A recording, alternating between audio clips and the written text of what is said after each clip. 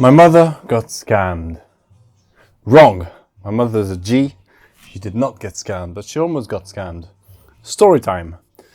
So, at the most opportune time, my mother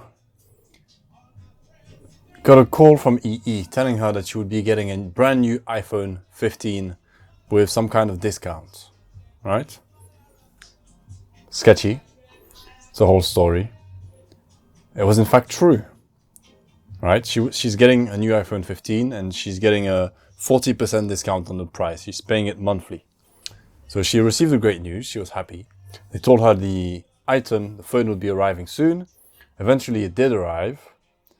And, well, in fact, the day it arrived, she wasn't here. And my girlfriend was. Ty was here. And she didn't take the delivery because she didn't know my mother's name. She only knows my mother by her nickname. So she said, no, this is the wrong address. As a result, they sent the iPhone back, or they kept it at the depot. Then they brought it back a few days later. Highly critical information here. So the phone was delivered later than it was supposed to be. When she received it, she got a call the day after from a guy saying that she received the wrong phone.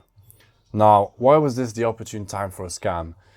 Because even though that's life in general, my mother was under a lot of stress at that time specifically. Family issues, she was preparing a gig literally when they called her. So she was distracted. She got the call. Guy says he's from EE. He knows she received the phone. She doesn't think about it. She sends the phone to a new address. The guy who calls her tells her she received someone else's phone. So she needs to send the phone she has to another address, to the other person, and she'll receive her phone. Right? They told her she can't activate the phone because it's not hers, so there's no point. Send it. So she sends it to that address before the gig on that day. She runs to the post office and sends the phone to someone else's address. Now, that's stupid, okay?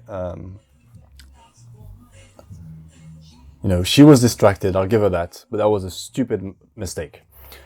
The day after, was it the day after? I believe the day after she sends her 1K, £1,000 phone to some unknown address. She checks with EE. She checks with them. Hey, I just sent the phone, just want to check it's all good. And they tell her, it's not all good because we got no idea what you're talking about. You got scammed. And EE makes it clear that they are not involved in this. It's not their fault. She just lost her phone and she's going to have to repay it for the coming months at a 40% discount. Boo. Woohoo, boo-hoo. Fucking sucks. So naturally, you think to yourself, you got scammed, no one's going to help you, what do you do? Well, if you're a G like my mother, who sent it, with the 1-day delivery or 2-day quick delivery system, she has a tracking number, she sent that information to the scammer, everything, but she has it too, so she knows the phone hasn't been delivered yet. In her mind, the mind of a badass, the phone hasn't been stolen yet, right? The phone is being stolen at the moment, but it hasn't been stolen. So she can still do something about it. So what she does is she borrows money to go to Manchester where the phone is being delivered. Thank God it wasn't, in Scotland or in another country. She goes to Manchester. She buys a ticket, borrows money, buys a ticket to go to Manchester that night. She leaves at midnight, I think. I don't know how many hours. To get to Manchester to intercept the parcel before someone steals it.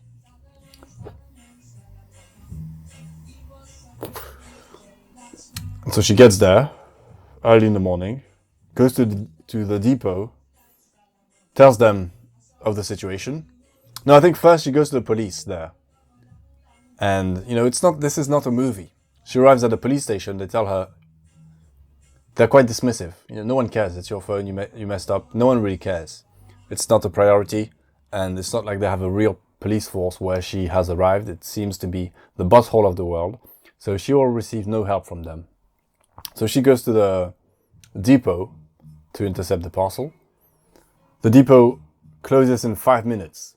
It's a night thing, so it closes early in the morning. She gets there just in time, and finally she meets someone who's invested in helping her. So the guy, the manager, tells her, okay, I'm not supposed to do this, but I'm going to call my delivery driver to check with him and to stop the delivery. He calls him. Unfortunately, they don't have the parcel. So probably it's been dispatched already.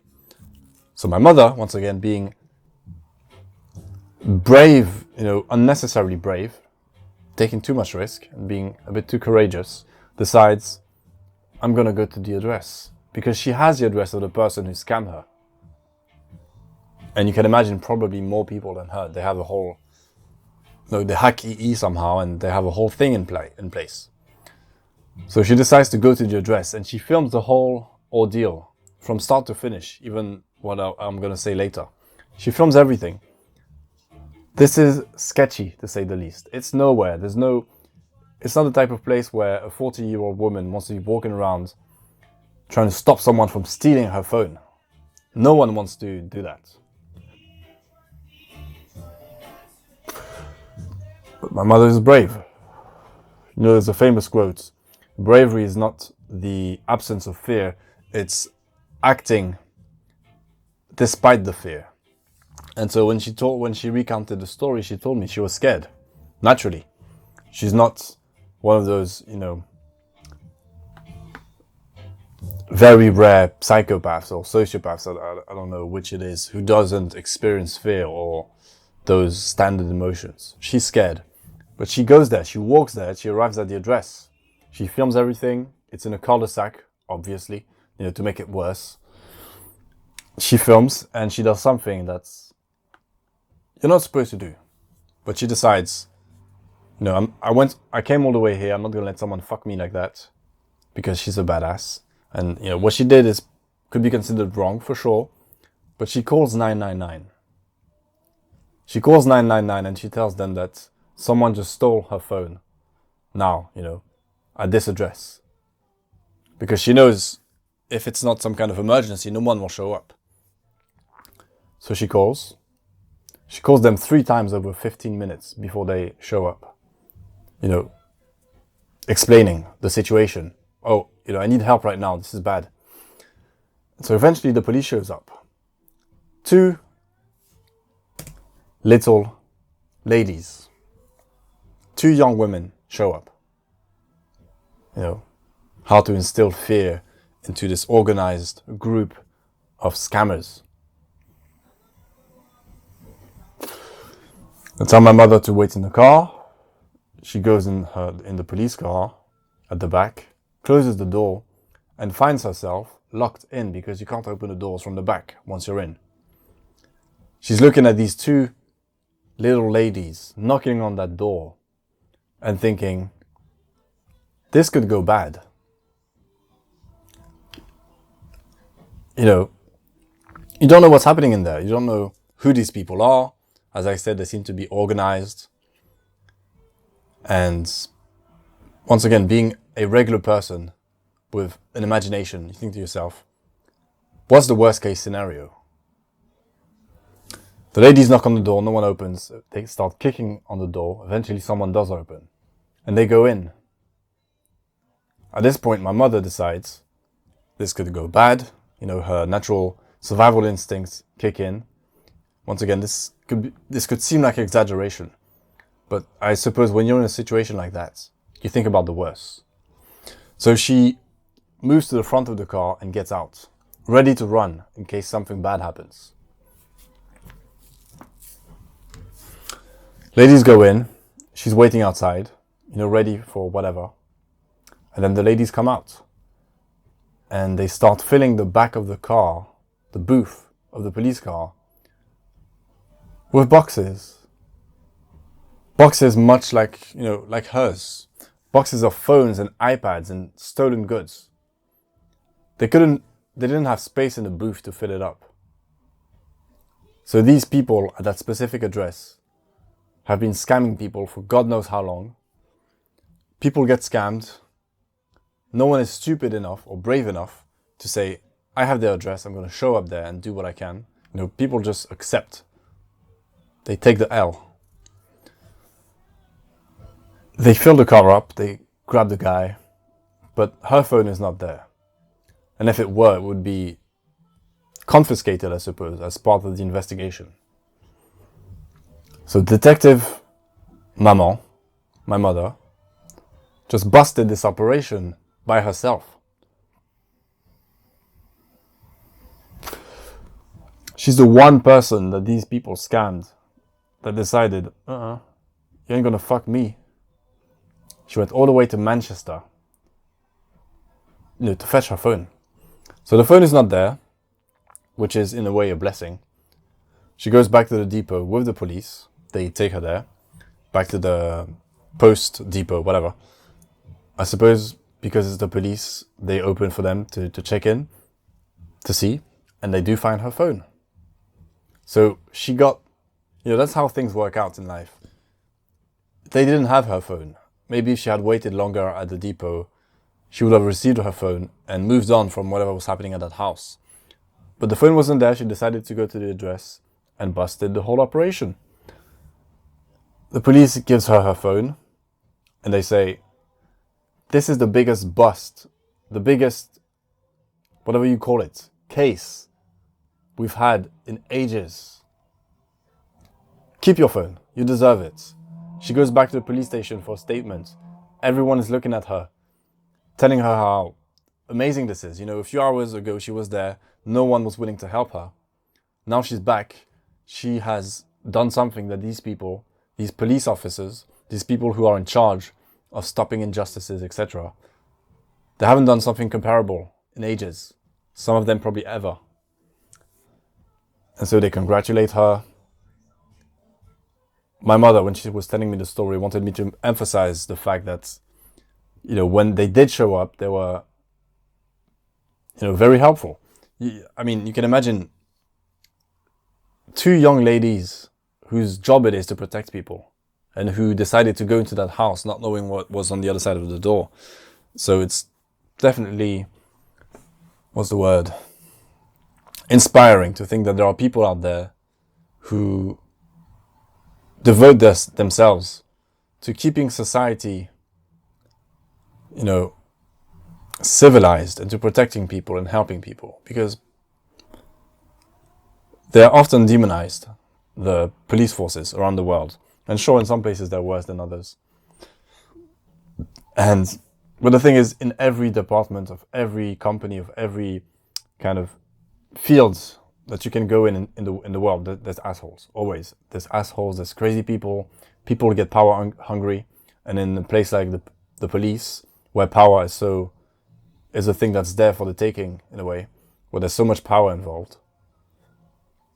There's more power than in being a cashier or a manager in a restaurant. It's different. So sure, it corrupts people and some people do shitty things. But the job is about protecting people and keeping society civilized. So props to those people and the people in the story specifically.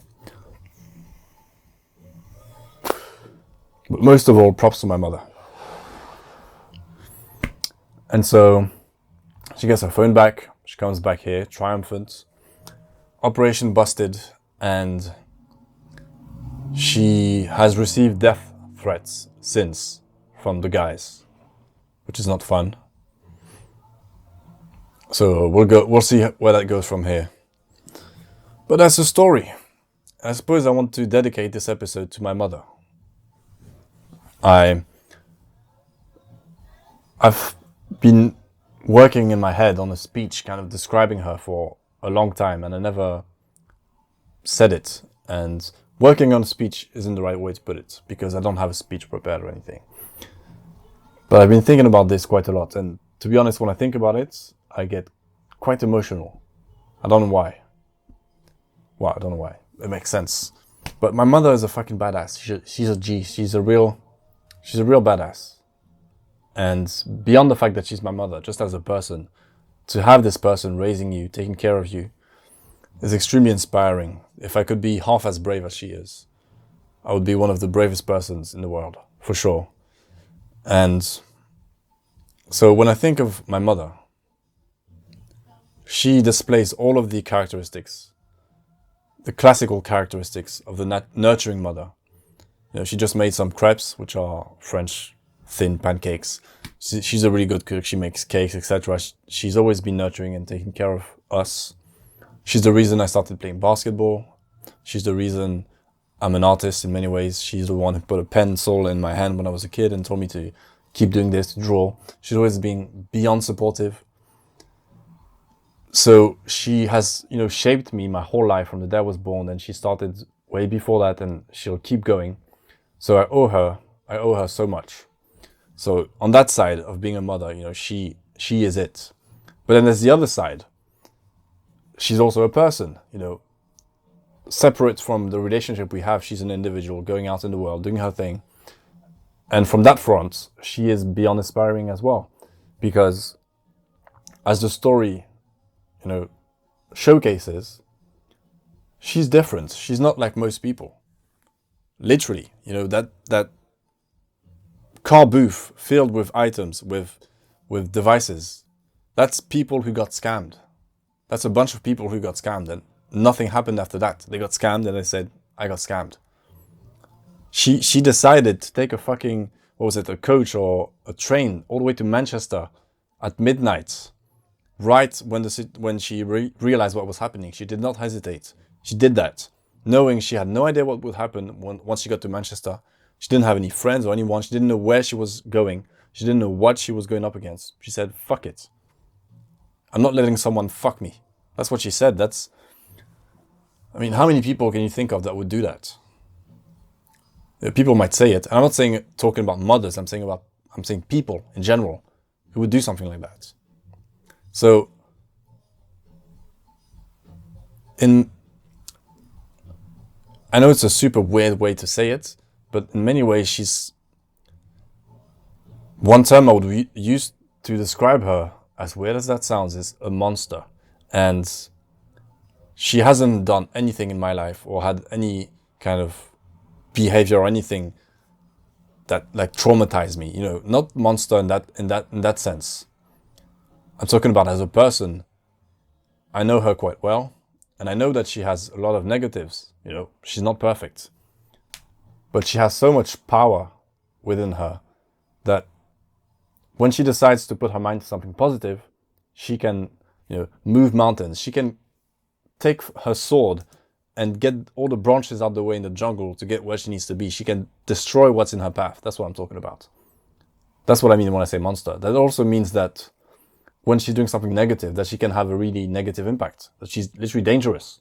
When I think about my mother, I think about this picture. I think it's of a Haitian lady, probably the mother in the picture, with her son on his knees, I think, or sitting on the ground, and there's cops around them. And I think they're pointing their guns at the kid or at her, and she's got this machete. And her eyes, her face, right? That's what I see when I think about my mother. As crazy as that sounds, if for some reason I was in the jungle, in the savannah, in the wilds, injured, and a lion came upon me, deciding that's my meal for today, I know that my mother would stand in between us. And it wouldn't be a case of, she's my mother, she's going to sacrifice herself for me. That's what all mothers would do. No, she would give the lion the fight of its life. She wouldn't go there to, slow down the lion so I could run away. She would try to fuck that lion up. That's what I mean when I say that my mother is a beast. That's what I think of when I see my mother. She has a sweet side. She's the sweetest person in the world. We joke, we laugh, we make art together. Just a beautiful relationship. But the other side of her is that she's a gangster. She is. She doesn't just lay down and take it. She doesn't give up. She's relentless. She's that lady in that picture who'd take a machete against armed men, and she wouldn't look at them and say, take me. Instead of my son, she would say, I have this blade here, and I'm gonna fucking cut you guys to pieces to protect my son. Once again, I know this sounds weird, but in my head, I can't imagine my mother losing to that lion. I think the power she has within her, the passion she has for her family, for the people she cares about, and for life in general, I would take my mother in that fight.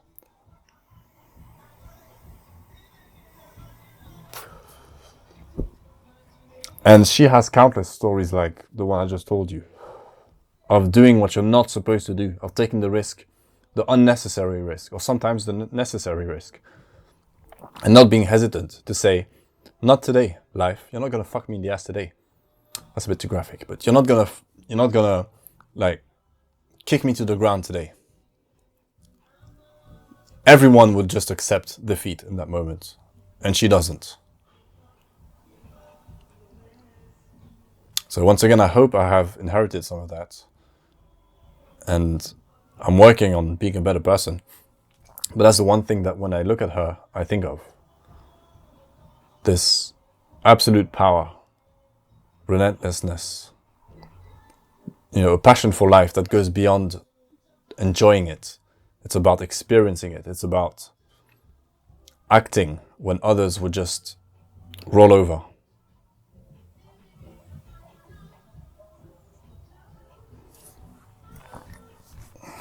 So yeah, that's my mother. 15th of March, her birthday. It should be in the future, but I'm recording this episode much later than I'm supposed to, so it happened yesterday. And I'm writing a story, a screenplay, where the topic in many ways is about determinism and how things affect things that affect things. And that's the reality we live in, just reactions of reactions. Is free will a thing or not? And so I've always seen myself as just the continuation of my parents. I'm not some kind of individual, unique snowflake that spawned out of nowhere. I'm the result of their experiences. And so I have some of that in me. I have some of her in me. I have some of that just unusual, unbelievable killer instinct.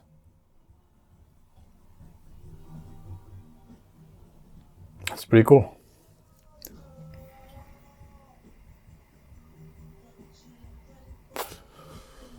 It's always better when you speak in your head than when you speak out loud, isn't it?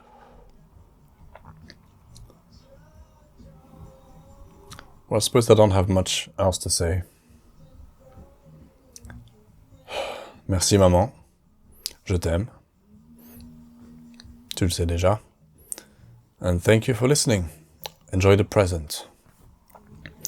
And also, if you can take anything away from that, it's don't roll over. This is definitely an extreme case, but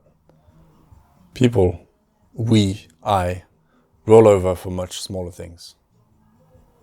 Defeat only happens when you give up, so imagine what a person who decides to do that does on a day-to-day basis. When you decide, oh, it's raining, I'm not going to go out for a jog. Oh, my toes hurting, I'm not going to do this, do that. Nah, don't roll over. You don't have to. It goes back to this idea I talked about a few weeks ago, that muscle in your brain. I know it's not actually a muscle, but that thing in your brain that grows every time you do something you don't want to do, every time you do something that scares you. That will to live grows stronger. My mother's going to live to 200 years old. Death's not going to be able to fucking make her roll over. So yeah, don't roll over. Thank you.